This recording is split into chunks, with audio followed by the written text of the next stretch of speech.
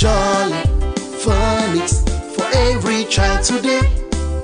Jolly Phonics. So how do we make it easy and fun for the children to learn the letter sounds? You can make it easy by using your Jolly Phonics pupil book.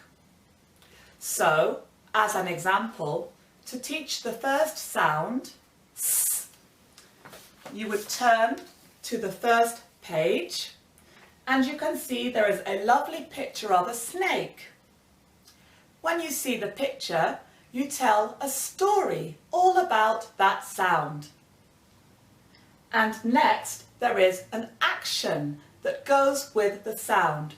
S. That is fun for the children to do.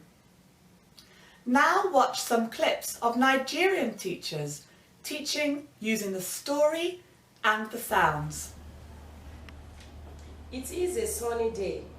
Sylvanus goes for a walk to fetch some water from the stream.